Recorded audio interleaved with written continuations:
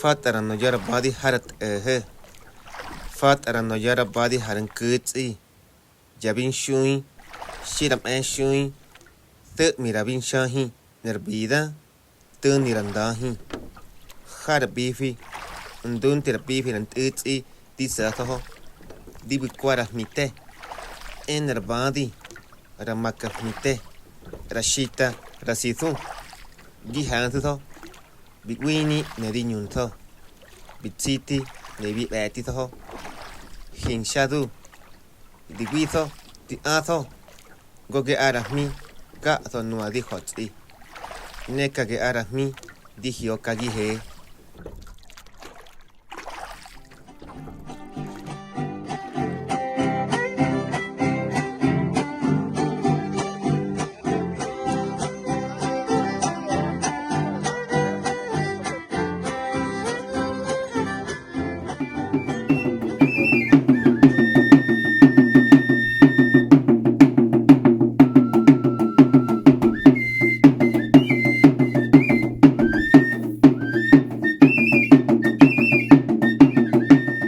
En México, las máscaras ocupan lo mismo el territorio que el calendario que lo ritualiza.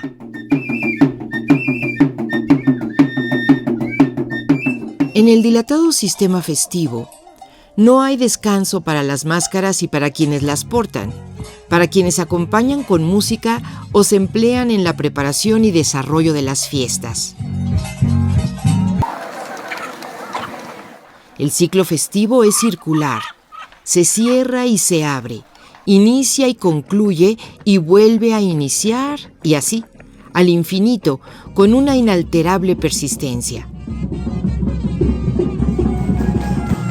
Si durante diciembre en los pueblos de la Huasteca hidalguense se celebran los destapes de máscaras de quienes animaron el Chantolo, al inicio del año en las montañas del Estado de México suceden los robos rituales para conmemorar un nuevo tiempo.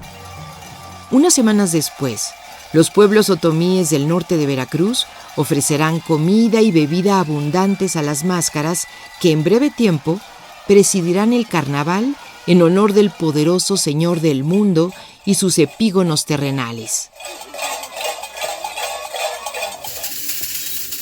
En la Semana Santa, los chapayeca norteños desempeñarán papeles centrales entre los yaqui de Sonora y en los meses de lluvia, la geografía verá brotar enmascarados tan diversos como los tastuanes de Jalisco, los tar de San Mateo del Mar o los Santiagos y Pilatos de la Sierra Norte de Puebla. Septiembre vendrá y los Tenec despertarán a las máscaras de su largo sueño para convocarlas a prepararse para un nuevo combate en vísperas de la fiesta de San Miguel Arcángel.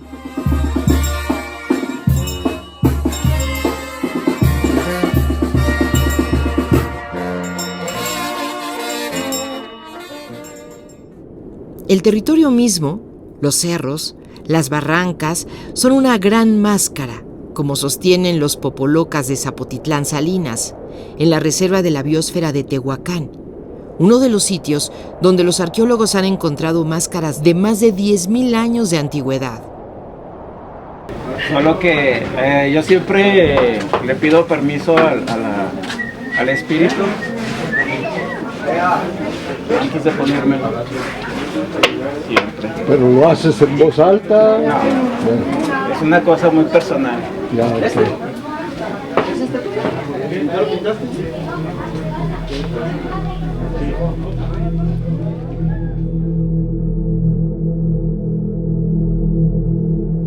Y es que la máscara no cubre el rostro, más bien revela el verdadero rostro, o posibilita que la gente pueda tener 2, 3, 4 entidades sobre su cara. El número no importa, se puede ser los personajes que sean necesarios.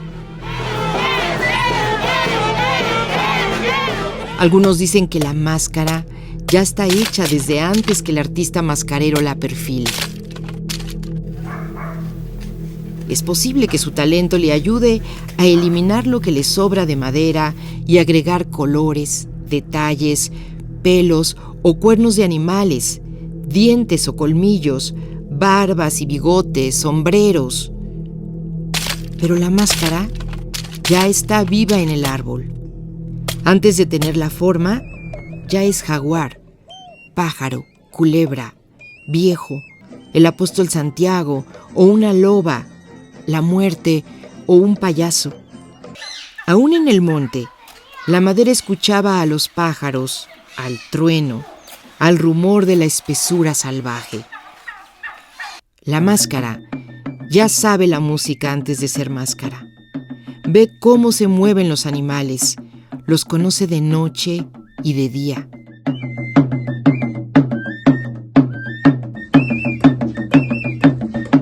La máscara ya existe y se expresa en los sueños del artista que la traerá al mundo material. La máscara es un objeto que le pone rostro a la transformación, es decir, a todo aquello que es inestable, que se aleja o aproxima del mundo solar.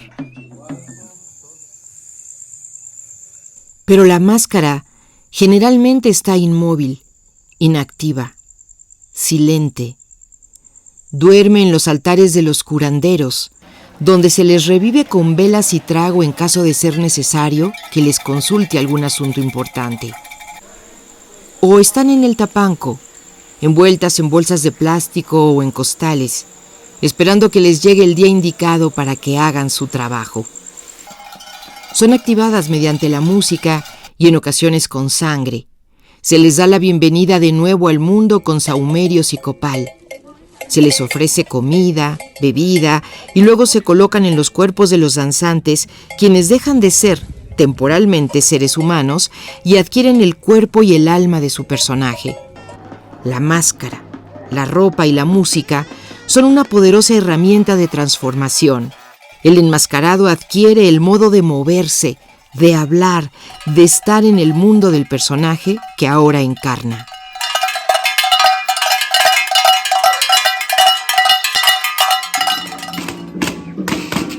Es así que madera, cuernos, cascabeles, colmillos, incorporados al cuerpo humano y a la música de violín, tambores, flautas, que también están vivos, son un ensamble de fantasía. Pero va más allá de la fantasía. Estamos ante seres ensamblados.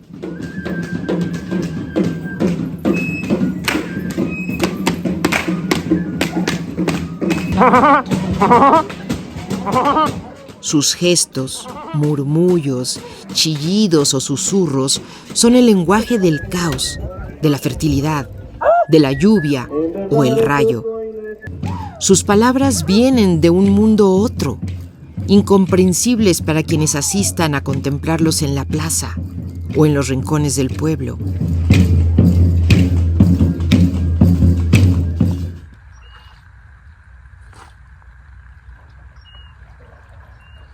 Las máscaras, aún en silencio, gritan.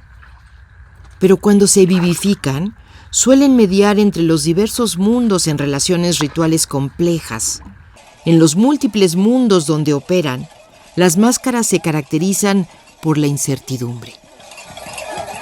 Los seres enmascarados son poderosos. Se desbocan con caballos celestes, portan instrumentos terribles y poderosos, visten de formas inusuales, incluso con vestidos risibles.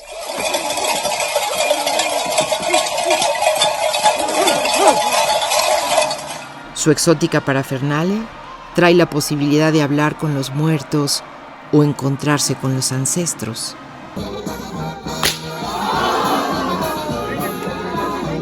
arrastran látigos y cadenas. Son el aire que arrasa el cielo con su impecable espada de frescura o tolvanera de polvo. Ofrecen posibilidades constantes para recrear eventos que acontecieron en tiempos míticos, pretéitos, cuando el mundo fue instaurado y hombres y animales hablaban la misma lengua.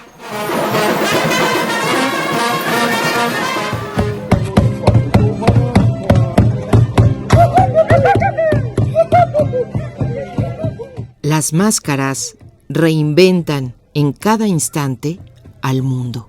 Aquí en la tierra, que dice el muñeco, ese trae, no trae todo eso, lo que le trae este hoy trae el instrumento ahorita, ahora sí. Ya ves que los mayordomos ahora sí, más o menos ya va a cumplir todo, ya más poquito, 1 hora, 2 horas le falta eso, lo que se va a cerrar ahí, con brocha de oro, lo que vamos a hacer aquí. Aquí está este.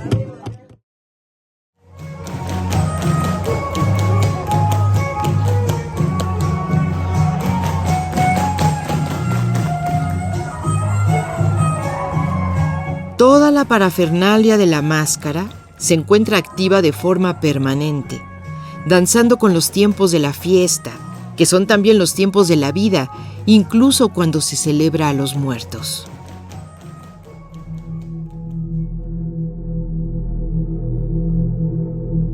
Pero a principios del año 2020, el eterno círculo de la vida de siempre se quebró sin previo aviso. Primero, un murmullo, una epidemia. Luego, un eco ensordecedor, la pandemia.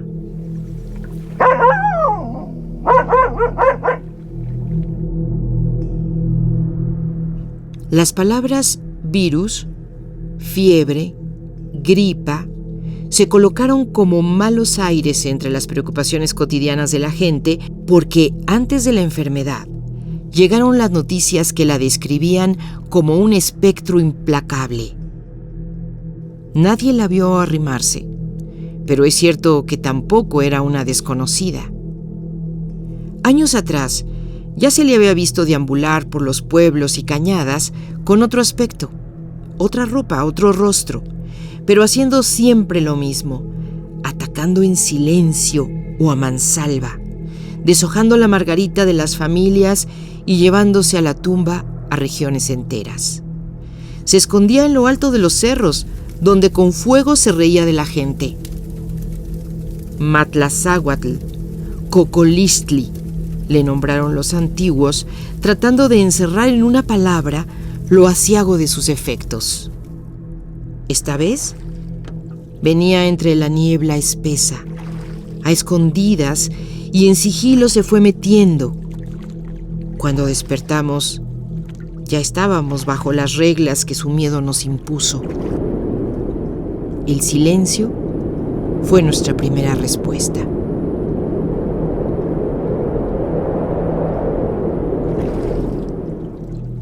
Comprobamos una vez más que la muerte y la enfermedad vienen siempre desde otro lugar, uno que es conocido y extraño al mismo tiempo. No brotan de nuestros montes, no nacen de nuestras siembras, pero en ellas se anidan. Deshiervarlas es imposible una vez que se han encarnado entre nosotros. Muchos pueblos se aislaron, pero sin saber con certeza de qué se estaban escondiendo. Esta vez, la sombra llegó golpeando donde más dolía, en el corazón y la memoria de los pueblos. Un viento frío se llevó en primer lugar a las abuelas, los abuelos, a los que conocen las palabras de antes, a los que abrieron la tierra y nos enseñaron a trabajarla, a los que habían mandado con palabra justa en tiempos buenos y malos. Los asfixió, arrancándoles el aire de los pulmones. Y con ellos empezaron a irse jóvenes y hasta niños. ¿Quién como Dios? Así nosotros, San Miguel Arcángel, nos refugiamos a ti, tú nuestro patrón de nuestro pueblo. Te pedimos, te suplicamos por nuestro Señor Jesucristo, que cortes de un solo tajo esta pandemia horrible. pero sea la voluntad de mi Padre y no la nuestra. Cuando la desesperación se nos hizo duelo, pensamos que la enfermedad no se iría sola. Las gentes tendrían que aprender a domar su ira, su furia, su enojo. Sabemos que ustedes nos conceden muchas cositas, nos cuidan, nos quitan las enfermedades. Somos por eso pobres, venimos por eso de estamos corazón, aquí. de alegría, con Luchamos fe, nuestra salud, con que lloviendo luchamos así nuestro venimos, porque maicito, nosotros luchamos queremos nuestros agua, animalitos. sufrimos tanto el calor. Pero antes era necesario saber quién era, qué idioma hablaba y sobre todo qué cuerpo y qué rostro tenía. Las gentes se vieron de pronto enmascaradas, con un cubrebocas en el rostro. ¿Y si tal vez el virus también portaba una máscara? ¿Cómo sería esta? ¿Y qué verdadero perfil habría debajo de ella? En aquellos funestos meses, en las montañas de Pahuatlán, los curanderos otomíes soñaron al virus. Lo vieron de frente, lo dibujaron, y solo así empezaron a zanjar una frontera mágica que le impidiera entrar a sus hogares. Y ahí, donde no existía papel para dibujar o recortar los rostros de los seres del inframundo, otros visionarios, los mascareros, los que sueñan con cada máscara hasta darle su forma exacta en la madera, recibieron la tarea de cincelar los rostros del virus. Como lo han hecho desde hace siglos los especialistas rituales otomíes, solo se puede combatir aquello que se conoce. Y solo se conoce a alguien cuando se le reconoce el cuerpo, el rostro y los atributos que precisamente lo distinguen.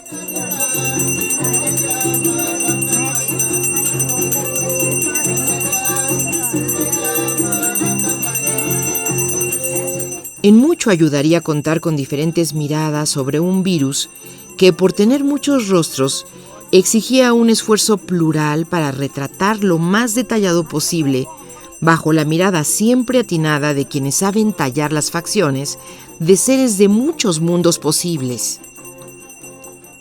En diversas regiones, estos esfuerzos empezaron a dar frutos.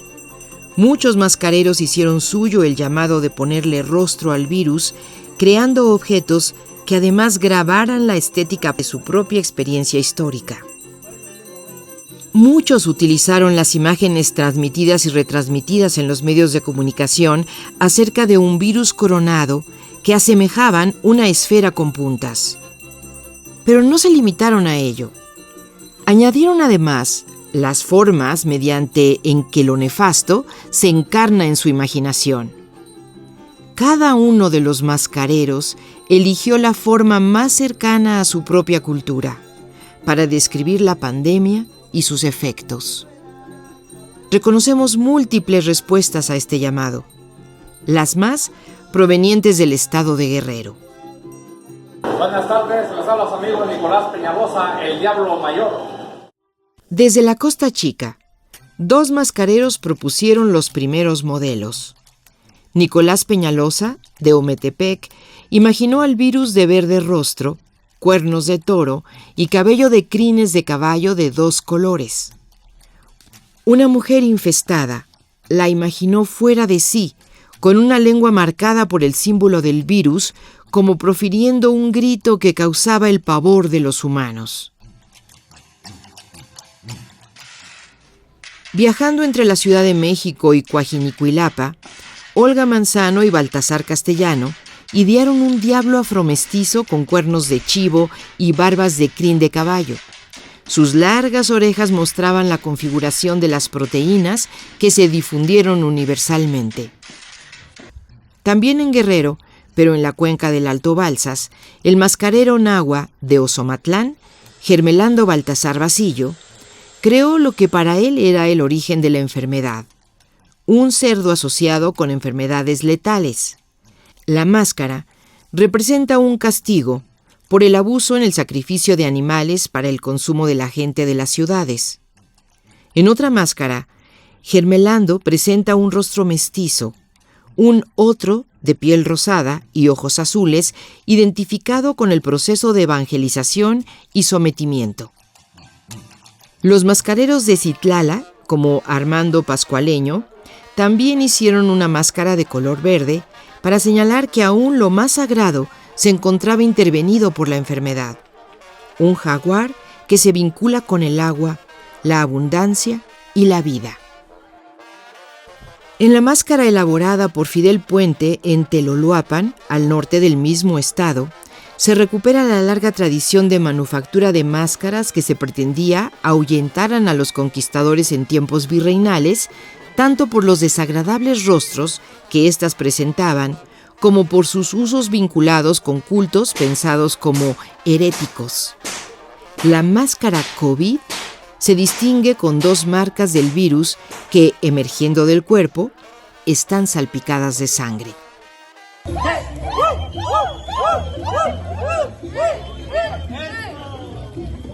nuestras tradiciones!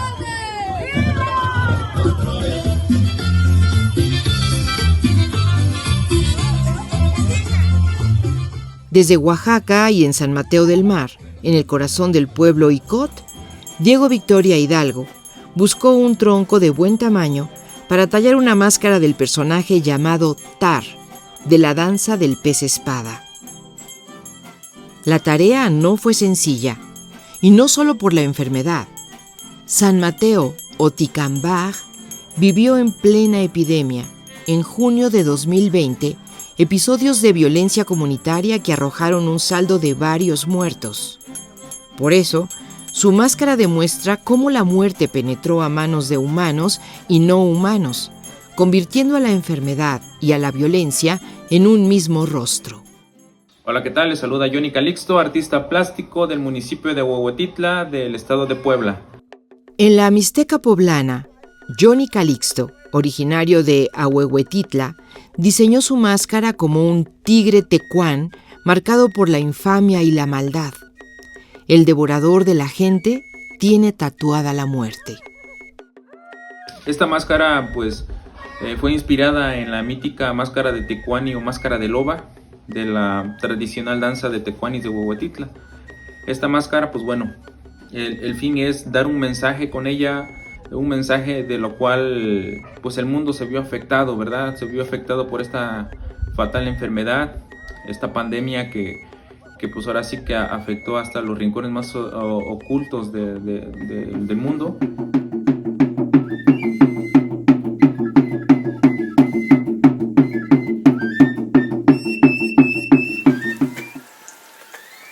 La máscara del COVID fue algo que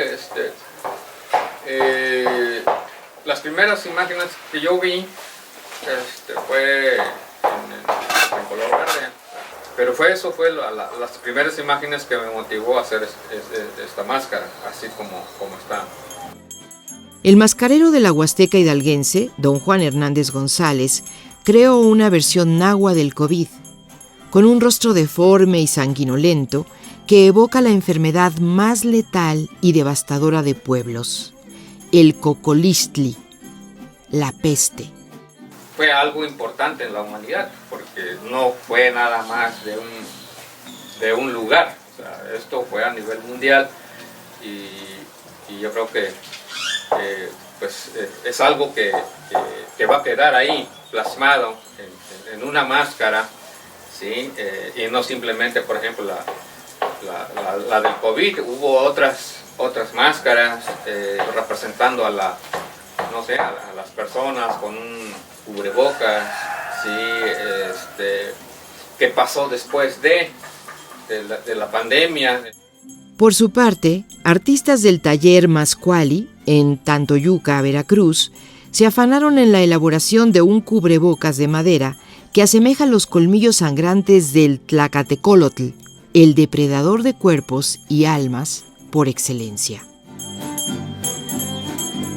En el centro del estado de Veracruz, Melqui Argüelles se esmeró en producir una máscara que concentrara todos sus sueños. Dibujó y dibujó hasta encontrar un personaje inspirado tanto en los cómics como en el virus mismo, un esqueleto con la mirada reveladora del terror. Finalmente, desde Zapopan, Jalisco, el maestro Juan Serrano soñó y diseñó una máscara de la danza de Tastoanes igualmente invadida de COVID. El clásico toro, animal furioso y potente que embiste con sus cuernos a los ejecutantes de aquella danza, es invadido por el verde del virus y en su ojo izquierdo se dibuja la fecha del año nefasto que marcó la historia global. Ahí quedó el toro de este lado, un cuerno, y de este lado tenemos la calavera con las simulaciones del COVID.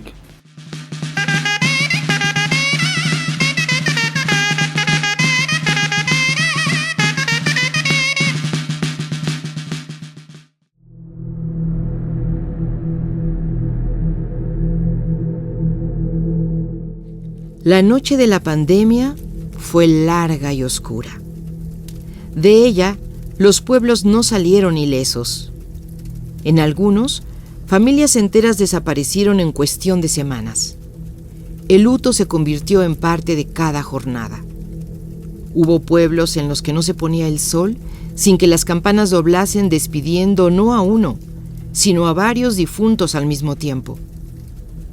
En el ambiente se respiraba zozobra y temor.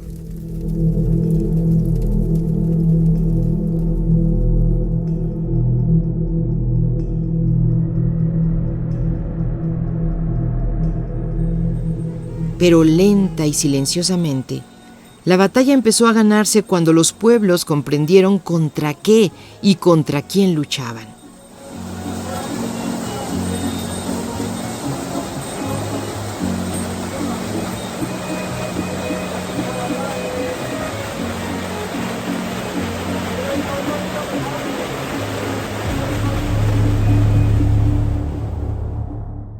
Esqueletos, tecuanes, diablos, toros, cerdos, monstruos con cabellos ensortijados, representaban un elenco del inframundo que animó un carnaval funerario con efectos dolorosos para todos.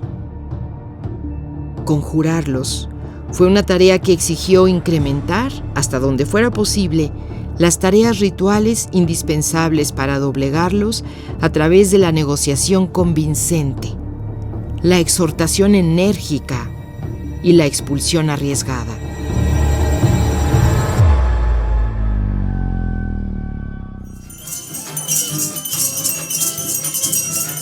Así lo aprendieron los ejecutantes de rituales de costumbre.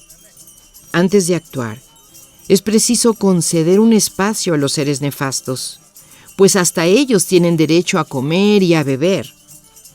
Solo entonces se les invita a retirarse sin rencores ni violencias. Al anochecer, se montan las mesas para llevar a cabo este doble propósito: agasajar y al mismo tiempo desterrar.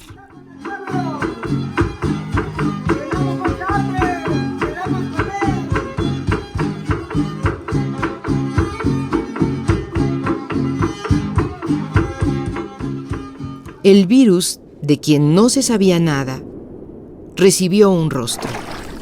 Su personalidad múltiple, su agresivo temperamento, fue sometido cuando lo pudimos contemplar cara a cara.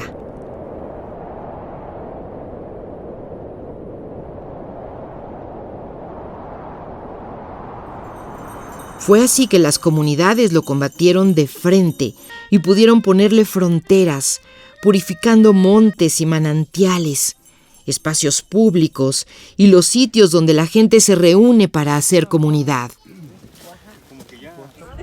Ay, me lo vas a bendecir, mi alivio. Que me cure yo, no que ande yo siempre enferma. Mándame alivio. Mamita linda, por eso llegué hasta aquí a donde está. Creo en Dios Padre Todopoderoso, gracias. Se habla mucho de la pandemia, de la situación y pues la verdad pues es algo que todos los días vemos en las redes sociales, entonces pues eso es lo que a veces suben imágenes. Develado en su identidad el virus comenzó a replegarse poco a poco, tanto en las fiestas del destape de máscaras, como en los episodios de la experiencia humana en los que la curación inicia con la plena comprensión de lo que ocurre.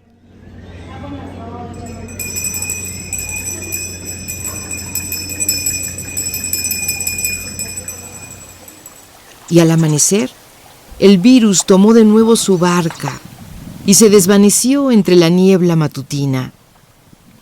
No se marchó con las manos vacías, pero tampoco con la victoria total. Se fue, pero los pueblos saben que puede volver. Siempre puede regresar del mismo modo en que partió.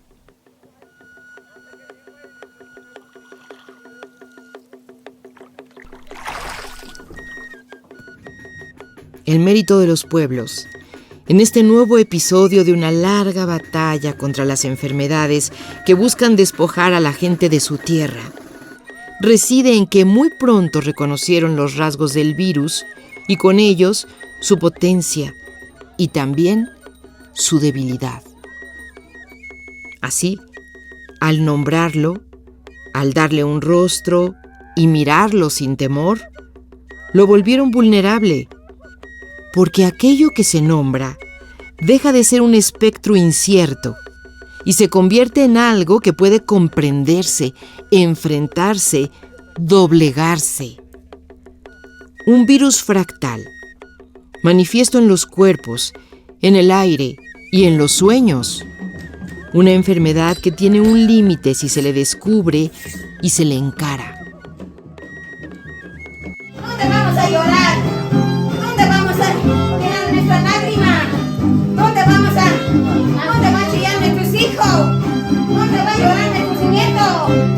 Por eso aquí estamos reunidos, aquí estamos presentes. Y por nuestros hijos, por nuestras hijas, por nuestro trabajo. Estamos haciendo la lucha. Ave María Purísima. Ave María Santísima.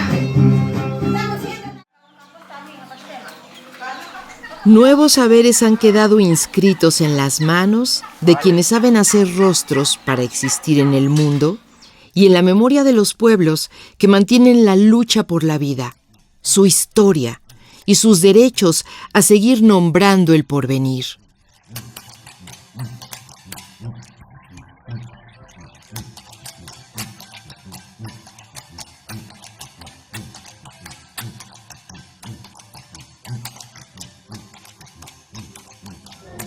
Ya se van los diablos, caramba. Se van con navío. Ya se van los diablos, caramba. Se van con navío. Diciendo que muera, caramba. El coronavirus. Diciendo que muera, caramba. El coronavirus. Caramba.